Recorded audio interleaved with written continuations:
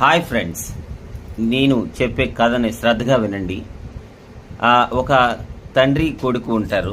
ఆ కొడుకు యుక్త వయస్సులో చాలా యవ్వనంగా చాలా బలంగా ఉన్నానని నాన్నకు చెప్తాడు.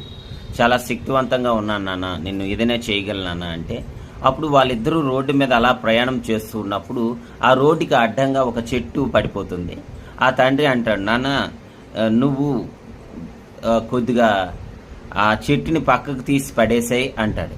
అంటే అలాగే నాన్న అని చెప్పేసి చాలా వేగంగా ఆ చెట్టుని పక్క తీసి చాలా బలంగా దాన్ని నెట్టడానికి చూస్తాడు, కానీ శక్తి సరిపోవట్లేదు. సో ఆఖరికి దాని తండ్రితో చెప్తాడు, నాన్న నాకు చాలా బలం ఉంది కానీ నేను దాన్ని నెట్టలేకపోతున్నాను అన్నాడు. ఉపయోగించి నీ యొక్క యుక్తిని కూడా అని అంటాడు. కానీ ఆలోచన అన్నాడు అనమాట. ఆలోచనలు అందకపోతే, నాన్న నువ్వు అన్నీ చేసావు కానీ పక్కన ఉన్న నా సహాయాన్ని కూడా తీసుకోలేదంట. కొన్నిసార్లు మనం ఎంత బలంగా ఉన్నా పక్క వాళ్ళ సహాయం కూడా